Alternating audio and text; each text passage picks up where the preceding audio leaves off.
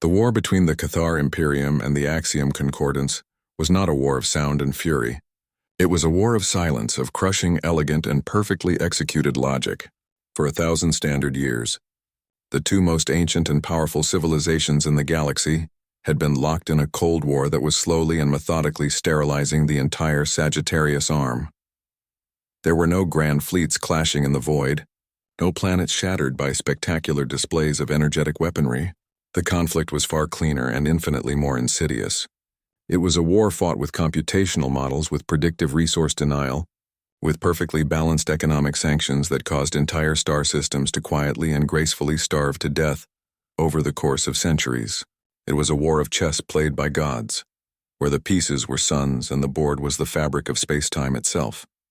The Cathar were a species of crystalline, telepathic beings whose minds were as ordered and flawless as the multifaceted prisms of their physical forms. They saw the universe as a system to be perfected, an equation to be solved. Their opponent, the Axiom, were beings of pure, coherent energy who existed as living mathematical proofs within shimmering geometric containment fields. They saw the universe as a beautiful but flawed theorem that it was their sacred duty to correct. Their conflict arose from a single, fundamental, and irreconcilable disagreement on the optimal method for achieving universal harmony. It was a philosophical dispute, and the collateral damage was the slow, quiet, and perfectly logical extermination of every lesser species caught between them. After a millennium of this beautiful, terrible, and utterly intractable stalemate, a solution was proposed. A neutral third party would be brought in to mediate. The criteria for this mediator were strict. It had to be a species of no strategic importance, with no significant military, no economic power, and most crucially, no discernible stake in the outcome. It had to be a blank slate, a creature of such primitive and simplistic thinking that it could be trusted to be unbiased. After a galaxy-wide search that analyzed 10,000 nascent civilizations, the choice was made. The great, ancient, and impossibly sophisticated powers of the galaxy turned their cold, analytical gaze upon a small, noisy, and largely insignificant species of chaotic, bipedal primates who had only recently stumbled out of their own solar system. They chose humanity. The site of the mediation was a specially constructed space station named the Fulcrum, a place of perfect, sterile neutrality in a system with no strategic value. It was a monument to the Cathar and Axiom's shared love of order, a place of silent, minimalist halls and conference rooms designed for the pure, untainted exchange of logical proofs. It was into this temple of silent reason that humanity was about to walk, and in doing so, they were about to prove that the most powerful force in the universe was not logic, but the beautiful, terrible, and profoundly weaponized art of a good conversation. The human delegation that arrived at the Fulcrum was, to the Cathar and the Axiom, the first and most profound of a series of deeply illogical shocks. The two elder races had expected a team of humanity's greatest mathematicians, its most respected physicists, its most brilliant logicians. They had expected to meet a primitive but understandable reflection of themselves. The team that emerged from the shuttle was, not that the head of the delegation was Dr. Ilara Vance, a xeno-sociologist whose most famous and most ridiculed academic paper was titled The Strategic Importance of the Awkward Silence in Interspecies Nonverbal Communication. She was a student of the messy, unquantifiable, and deeply human art of interaction. She did not see the conflict as a mathematical problem to be solved, but as a dysfunctional relationship between two entities who had forgotten how to talk to each other. Her second in command was a man named Jax, a retired professional poker player who had, in his youth, won the Solar System series of poker 3 times. He was a master of the bluff, a living lie detector, a man who could read the subtle, involuntary tells of a creature with 6 eyes and a chitinous exoskeleton. His role was not to analyze data, but to analyze intent. The third member was a corporate lawyer named Marcus Thorne, a man who had spent 40 years navigating the treacherous, shark-infested waters of interstellar contract law. He was a connoisseur of the loophole, a virtuoso of the procedural delay, a man who could take a perfectly clear, 800-page treaty and, with a single, well-placed subordinate clause, turn it into a weapon of mass confusion. The final member of the team, and the one who caused the most profound systemic confusion in the waiting Cathar and Axiom observers, was a stand-up comedian named Kenji Tanaka. He was a small, quiet man whose entire professional life was dedicated to the identification and exploitation of the absurd. He was there to be the court jester, the fool who could speak truth to power because he was, by definition, not to be taken seriously. The Cathar delegation, led by a towering ancient prism of a being named Xylar, and the Axiom delegation, a shimmering, golden tetrahedron of pure energy named Unit 734, observed the arrival of this bizarre, unbalanced, and deeply illogical human team. Their silent, telepathic, and computational exchanges were, for the first time in centuries, in perfect agreement. The humans were not a blank slate. They were a joke. This mediation, they both concluded with a cold and deeply misplaced sense of certainty, would be over in a single session. They had made their first and most critical logical error. They had assumed that because humanity did not play by their rules, that humanity had no rules at all. The first mediation session was held in the grand chamber of the fulcrum, a vast circular room of polished, featureless white. The Cathar and Axiom delegations took their positions on opposite sides of the room, their forms radiating a palpable aura of immense and deeply serious intellectual power. The human team, looking small, soft, and absurdly out of place, sat at a simple table between them. The proceedings began, as they had for the last 1,000 years, with a formal presentation of proofs. Xylar, the Cathar, went first. His mind projected a flawless, multi-layered telepathic thesis of breathtaking complexity. It was a perfectly reasoned argument for the Cathar's claim to the resource-rich nebulae of the Cygnus expanse. His argument was a fortress of pure logic, supported by 1 trillion data points, historical precedents that stretched back 1,000,000 years, and simulations that projected the optimal, harmonious outcome of Cathar stewardship out to the heat death of the universe. It was an argument that was, from a purely logical standpoint, irrefutable. Then came Unit 734, the Axiom. Its presentation was a symphony of pure mathematics. It did not use words or images, but broadcast a series of elegant, beautiful, and utterly convincing equations that proved, with a finality that was as absolute as it was beautiful, that the Axiom's own claim to the Cygnus expanse was the only solution that would lead to long-term systemic stability. It was an argument that was, from a purely mathematical standpoint, also irrefutable. They had presented a perfect and perfectly balanced paradox. Two flawless contradictory truths. They now turned their combined analytical gaze upon the human delegation, expecting a primitive and ultimately futile attempt to find a flaw in one of their perfect arguments. They were expecting a debate. Alara Vance did not give them one. She and her team simply sat and they listened. Jax, his face a placid, unreadable mask, did not watch the data streams. He watched the beings themselves. He noted the faint, almost imperceptible flicker of light in Xylar's crystalline form when a certain historical precedent was mentioned. He noted the subtle, fractional shift in Unit 734's harmonic frequency when the topic of resource depletion was raised. They were Tell's tiny, involuntary bursts of what in a human would be called anxiety. They were beings of pure logic, but they were not without their fears. Kenji, the comedian, was not listening to the arguments at all. He was listening to the silence, to the profound and deeply, hilariously self-important seriousness of the two entities. He saw not two gods debating the fate of the universe, but two old, stubborn men arguing over a property line. Marcus, the lawyer, ignored the grand, philosophical arguments entirely. He was reading. He had requested a full, unedited copy of the mediation charter, the thousands of pages of procedural rules that the Cathar and Axiom had jointly drafted centuries ago to govern their interactions. And in that dense, dry, and brutally logical text, he was beginning to find the cracks. When the two great powers had finished their presentations, a profound and expectant silence fell over the chamber. Xylar and Unit 734 focused their attention on Alara. The floor was hers. It was time for the primitives to make their clumsy and ultimately irrelevant rebuttal.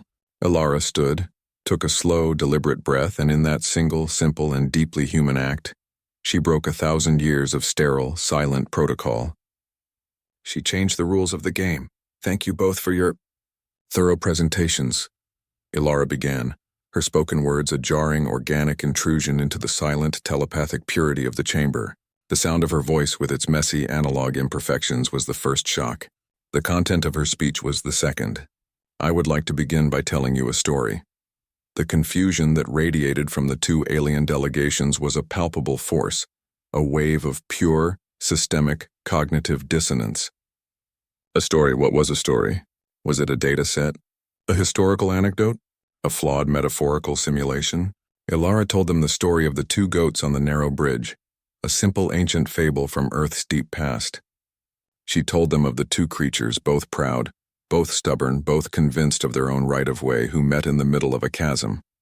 They locked horns, and in their refusal to yield, they both fell. Their perfect individual arguments rendered moot by a shared and completely avoidable catastrophe.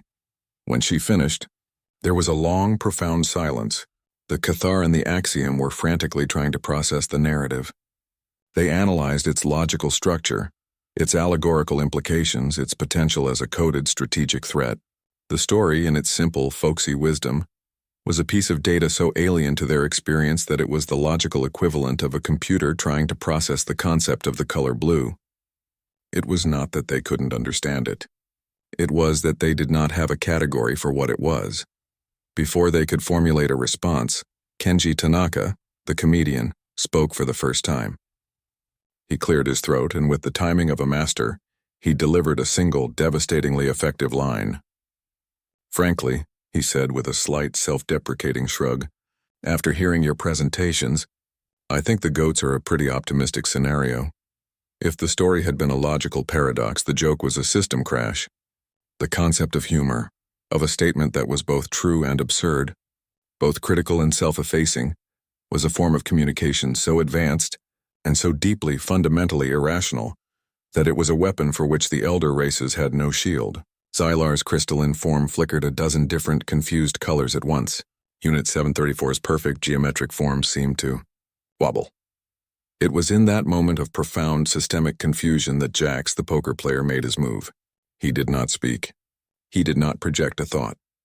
He simply, and with an air of profound and completely manufactured confidence, looked from the Cathar to the Axiom, and he smiled.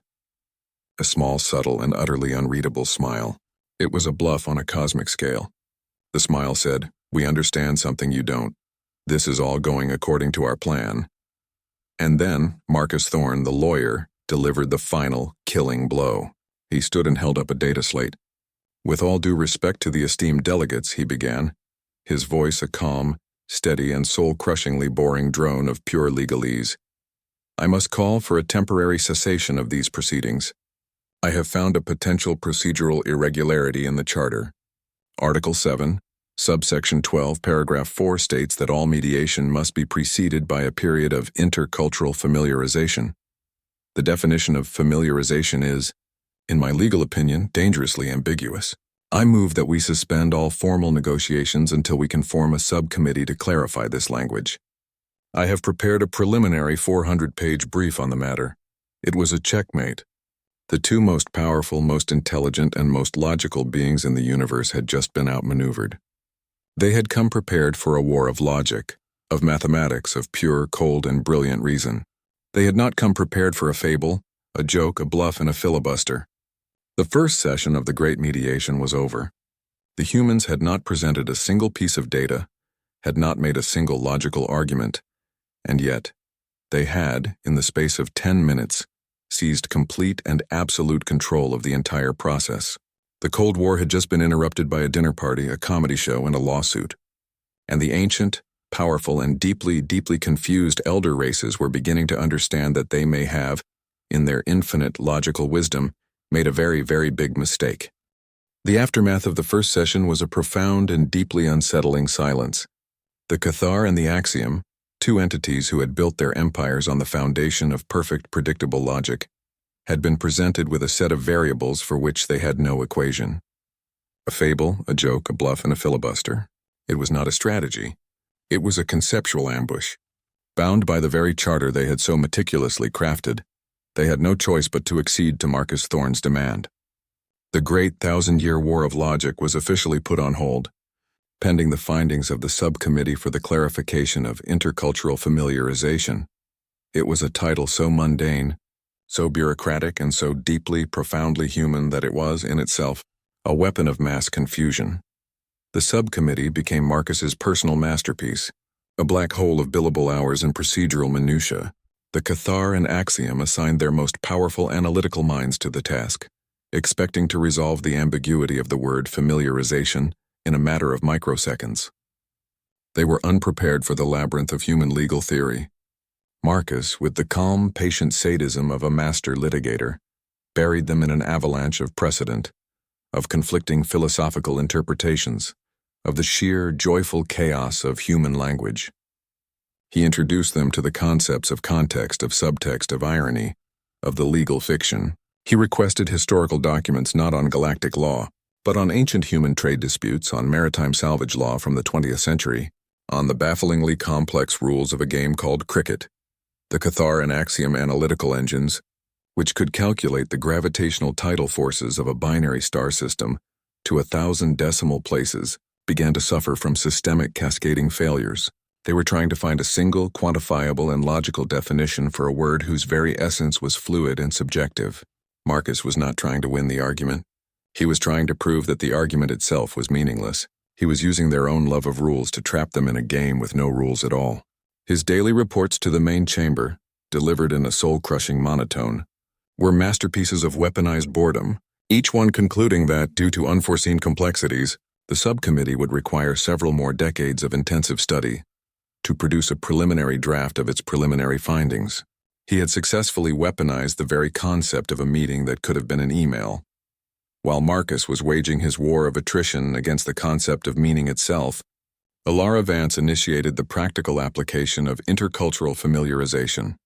It was a process that was, for the elder races, a form of exquisite, psychological torture. She began by setting up a series of cultural exchange workshops. The first workshop was on human art. She showed them the works of the great masters. She showed them the chaotic, emotional splashes of a Jackson Pollock, the serene, enigmatic smile of the Mona Lisa, the heart-wrenching, brutal agony of Goya's Disasters of War. The Cathar and Axiom tried to analyze the art as they would analyze any other data set. They measured the frequency of the colors, the geometric balance of the compositions, the statistical deviation from a photorealistic representation. Their reports, delivered in a series of flawless and utterly clueless telepathic and mathematical bursts, were a testament to their profound and tragic lack of understanding. They reported that the Mona Lisa's smile was a suboptimal and asymmetrical representation of a positive emotional state. They concluded that Pollock's work was a high-entropy display of random pigment distribution with no discernible data, content, and they analyzed Goya's work not as a cry of human suffering, but as an inefficient but emotionally resonant depiction of systemic, societal collapse. They could see the what, but the why was a logical black hole that threatened to consume their own sanity. They were art critics with the souls of a calculator, and Alara, in her quiet, patient way, was just getting started. The second workshop was on music. Alara did not begin with the clean, mathematical harmonies of a Bach or a Mozart. She began with jazz. She filled the sterile, silent chamber of the fulcrum with the chaotic, improvisational, and joyfully, defiantly illogical sound of a John Coltrane saxophone solo. The effect was immediate and catastrophic. For the Axiom, who perceived the universe as a symphony of pure mathematical harmony, the sound was a physical assault. Unit 734's shimmering, geometric form began to fluctuate wildly, its internal frequencies struggling to find a pattern, a key, a root note in the glorious, atonal chaos. It was like trying to find a perfect repeating crystal in the heart of a supernova. The Axiom's very being was a form of music, and they had just been exposed to a sound that was, to their senses, the auditory equivalent of a crime against nature. For the Cathar, whose telepathic minds were accustomed to the clean, clear chime of pure, logical thought, the jazz was a psychic irritant of the highest order. It was a broadcast of pure, unadulterated, and collaborative emotion. They could feel the joy, the sorrow, the playful, competitive spirit of the musicians, a conversation of souls that was being conducted in a language they could not speak. Xylar, in a desperate attempt to process the data, tried to isolate the individual notes to create a statistical analysis of the harmonic progressions. He was trying to read a poem by counting the letters. The effort was so great, so profoundly futile, that a small, almost imperceptible stress fracture appeared on one of the facets of his crystalline form.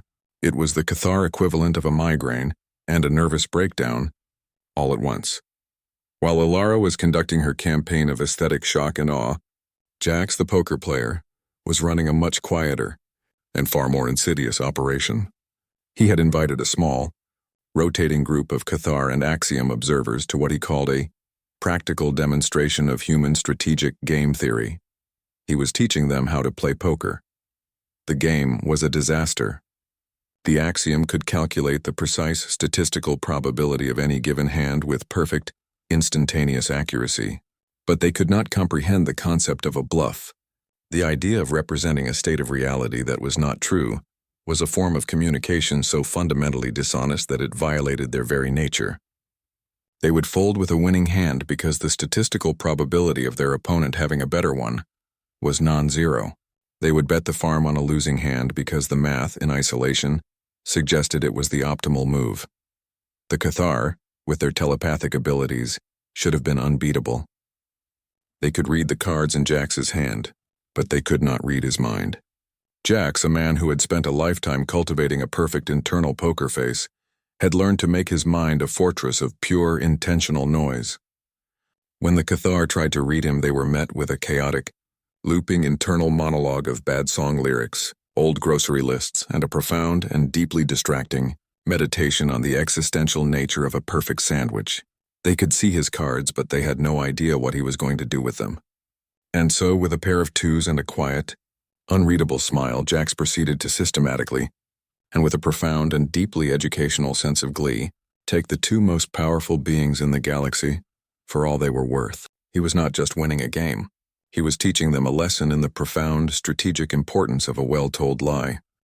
The cumulative effect of the intercultural familiarization was a slow, grinding erosion of the elder race's most fundamental assumptions.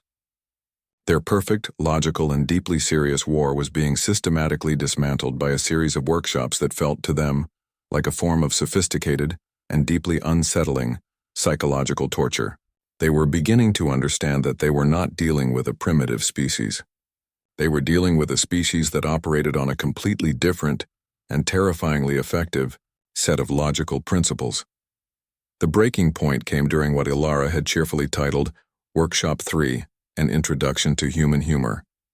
The subject was a single, 300-year-old animated cartoon about a rabbit and a duck who were engaged in a perpetual and deeply illogical conflict over whether it was rabbit season or duck season.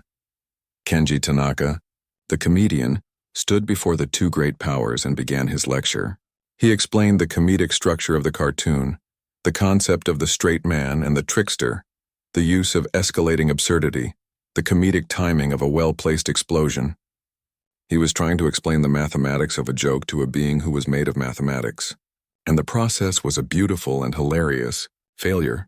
Unit 734, the Axiom, analyzed the cartoon and produced a flawless, 800-page report that concluded that the conflict between the rabbit and the duck was a suboptimal and logically inconsistent resource dispute with a recurring and predictable failure state. It had analyzed the joke and in doing so, had systematically and perfectly murdered it. Siler, the cathar, fared even worse. As a telepath, he was not just observing the cartoon. He was experiencing the intended emotional state of the audience. He was being subjected to a direct psychic broadcast of pure, unadulterated, and utterly illogical amusement. The concept of finding pleasure in a logical fallacy, of laughing at a failed outcome, was a paradox that his mind could not resolve. His crystalline form began to emit a low, pained hum, the sound of a trillion logical processors all encountering a fatal, does not compute error at the exact same time. The great, ancient, and impossibly wise leader of the Cathar Imperium was on the verge of being broken by a cartoon duck. It was in that moment of shared, systemic, and deeply embarrassing confusion that Jax noticed the tell. It was not in Xylar or in Unit 734. It was in the beings that surrounded them. He noticed that one of the junior Cathar acolytes, a being that was supposed to be a perfect, silent reflection of Xylar's own mind, had subtly shifted its crystalline alignment, a micro-expression that was the Cathar equivalent of an eye roll. He noticed that one of the smaller orbiting components of the Axiom's containment field had momentarily dimmed its light, a fractional and almost imperceptible dimming of its shared, unified consciousness. They were tells of dissent, of boredom, of a subordinate who was profoundly and silently tired of their leader's obsessive and increasingly pointless argument. The two great monolithic empires were not monolithic at all. They were composed of individuals, of factions, of beings who had been locked in this cold, silent war for so long that they had forgotten why they were fighting. They were not just gods playing a game of chess. They were a bureaucracy, a committee, and they were, after 1,000 years of perfect, logical, and soul-crushingly boring warfare, profoundly and deeply tired of the stalemate. And in that one, small, beautiful, and deeply human moment of shared, silent frustration, Jack saw their path to victory. The time had come to end the cultural exchange and to begin the real negotiation. The human team had spent months systematically dismantling the elder race's confidence in their own perfect logic. They had confused them with art, frustrated them with games, and nearly broken them with comedy. Now, armed with Jax's crucial insight into the subtle, growing dissent within their ranks, Alara Vance knew it was time to make their final and most audacious move. She called for a formal resumption of the mediation. The Cathar and the Axiom, weary, confused, and profoundly deeply wary of whatever new form of human insanity was about to be unleashed upon them, agreed. They gathered once more in the grand chamber, the great silent white room that had been the stage for their 1,000-year-long argument. Alara stood, and this time, she did not tell a story. She did not make a joke. She presented a proposal. It was a proposal that was, by the standards of the Cathar and the Axiom, the single most illogical, inefficient, and profoundly, offensively wasteful idea that had ever been conceived in the history of the universe. The Cygnus expanse, she began, her voice calm and steady, is a region of space of immense and undeniable value. Your two civilizations have, for a millennium, presented flawless and mutually exclusive arguments for your own stewardship of this resource. You have both proven with a perfect and irrefutable logic that your own plan for the expanse is the only one that will lead to a harmonious and stable outcome. You are both right, and you are both, with all due respect, completely and utterly wrong. She paused, letting the weight of her heresy settle into the silent chamber. Your conflict is based on a false premise, she continued. You believe that the value of the expanse is in its resources, in the optimal, efficient use of its matter and energy. You are fighting over the ingredients. You have failed for 1,000 years to consider the possibility of simply making a meal. She gestured to the main view screen and a new image appeared. It was not a star chart or a resource map or a tactical display. It was an artist's rendering. It was a vision of breathtaking and completely pointless beauty. It showed the great gaseous nebulae of the Cygnus expanse, not as a collection of hydrogen and helium to be harvested, but as a canvas. The image showed the nebulae being sculpted, shaped by vast gravitational technologies, into a single galaxy-spanning work of art. It was a sculpture of two, great and beautiful creatures, their forms intertwined, their hands reaching not for each other's throats, but for a star that they were creating together. We propose a new solution, Alara said, her voice a soft and powerful challenge to 1,000 years of war. A joint venture, a collaborative project. We propose that the Cygnus expanse not be divided, not be conquered, but be created. We propose that the two of you, the greatest engineers, the greatest artists of logic and of light, work together to build the largest, most beautiful, and most profoundly, beautifully useless thing that has ever existed. We propose that you stop arguing over who gets to own the marble, and instead, work together to carve a masterpiece. It was a proposal of such staggering, illogical, and deeply profoundly human audacity that it should have been dismissed instantly. But in the minds of the junior Cathar acolytes, and in the silent, shimmering heart of the Axiom's collective, a new and dangerous thought began to form. It was not a logical thought. It was not a mathematical proof. It was a single, simple, and for the first time in 1,000 years, shared and deeply, wonderfully interesting idea. The Cold War had been a war of two perfect and perfectly boring answers, and the humans, in all their chaotic and beautiful and infuriating wisdom, had just proposed a new and far more interesting question. Alara Vance's proposal hung in the silent chamber, a question so profoundly and beautifully illogical that it short-circuited 1,000 years of established protocol. The two great powers, the Cathar and the Axiom, were silent, their vast analytical minds attempting to find a logical framework for an idea that was, by its very nature, the antithesis of logic. They were being asked to evaluate a masterpiece that had not yet been created, to calculate the strategic value of a thing whose entire purpose was to have no value at all. It was the dissenters, the ones Jax had identified, who broke the silence. A junior Cathar acolyte, its crystalline form a prism of sharp, curious angles, projected a single, tentative thought, not to the humans but to its own leader. Xyler, define masterpiece, it asked. The question was not a challenge.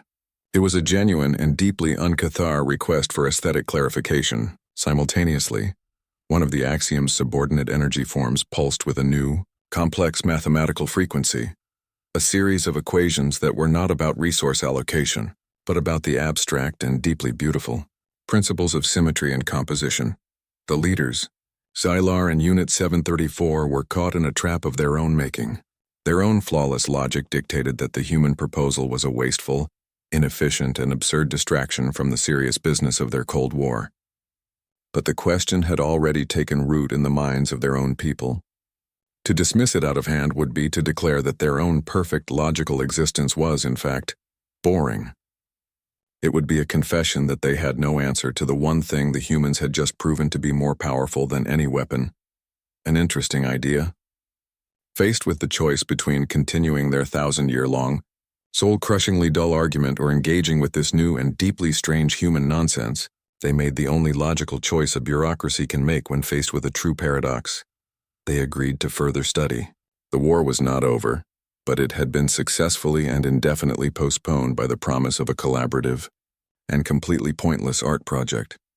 The project, which came to be known as the Cygnus Collaboration, began not with a treaty but with a series of new and even more bewildering human workshops.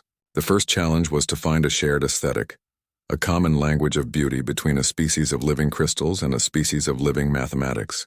Ilara Vance, acting as the universe's most unlikely art teacher, put the best and brightest minds of the two empires into a shared, virtual design space. The initial results were a predictable and spectacular failure. The Cathar presented a plan for a perfect galaxy-spanning crystal lattice, a monument to structural integrity and flawless clarity. The Axiom presented a plan for a living, harmonious mathematical equation written in the fabric of space-time, a thing of pure, conceptual, and invisible beauty. They were both perfect, both logical and utterly incompatible. They had stopped arguing about who owned the territory and had immediately started arguing about the color of the new curtains. It was Kenji Tanaka, the comedian, who broke the new stalemate. He entered the design space and presented the two sides with a single image from Earth's history, a kintsugi bowl, a piece of broken pottery that had been repaired with seams of gold lacquer. He explained the philosophy of wabi-sabi, the art of finding beauty in imperfection, in the flawed, the broken, the incomplete. This concept was a logical bomb for the Cathar and the Axiom, whose entire existence was a quest for perfection. The idea of celebrating a flaw was a heresy of the highest order, but the image of the golden seam, the idea that a scar could be a thing of beauty, resonated with the junior members of their delegations. The young Cathar acolyte who had first asked for a definition of masterpiece projected a new thought into the space, a quiet admission that the natural and technically flawed stress fractures in a crystal often created the most beautiful and interesting patterns of light. An Axiom subunit followed, positing that the beauty of a theorem was not just in its final, elegant solution but in the messy, difficult, and often flawed process of proving it. They were, without realizing it, finding their common ground. They were discovering that their two, seemingly antithetical philosophies were not a contradiction, but a harmony. The Cathar's love of structure and the Axiom's love of pattern were two sides of the same coin. They had just needed a human, a creature who had spent its entire history making beautiful things out of broken pieces, to show them the art of a perfect flaw. The first, tentative brushstroke in the Cygnus expanse was not a grand, unified act but a small collaborative experiment. A single insignificant nebula of hydrogen and dust was chosen as the test canvas. The best Cathar structural engineers and the most brilliant Axiom mathematicians guided by a human team that was now acting as a bizarre combination of project manager and marriage counselor, began to work. The process was a beautiful, chaotic mess. The Cathar would try to shape the gas cloud into a perfect, stable, crystalline form, and the Axiom would try to dissolve that form into a pure, harmonious wave of mathematical probability. But slowly, influenced by the human concepts of improvisation and the strange new beauty of the imperfect, they began to find a rhythm. A Cathar architect, in a moment of frustration, abandoned their perfect design and simply and intuitively reinforced a natural, chaotic eddy in the gas cloud. An Axiom mathematician, seeing this, did not try to correct it, but instead wrote an elegant, looping equation that described and enhanced the beauty of that natural, flawed curve. They had, in a single shared act of creative frustration, invented a new form of art. It was a fusion of their two philosophies, a living sculpture that was both structurally sound and mathematically beautiful, both ordered and chaotic, both perfect and gloriously, wonderfully flawed. A single swirling tendril of the nebula began to glow with a new and unfamiliar light, a soft, golden luminescence that was the color of a shared and deeply interesting new idea. This single act of creation did what 1,000 years of logical debate could not. It broke the stalemate. The news of the golden tendril spread through the two empires, a viral meme of a new and far more interesting form of harmony. The Great Cold War did not end with a treaty or a surrender. It simply evaporated, its purpose rendered obsolete by the sheer unadulterated joy of making something new. The two empires, which had spent a millennium trying to prove each other wrong, now had a far more interesting problem to solve: how to make their new, beautiful, and completely useless thing even more beautiful. 50 years later, the Cygnus Expanse was the undisputed artistic capital of the galaxy. It was no longer a contested territory, but a collaborative and ever-evolving masterpiece known as the Great Work. The two elder races, now so intertwined in their creative partnership that it was often difficult to tell where one's influence ended and the other's began, were at peace. They had not just ended their war. They had forgotten why they had ever started it.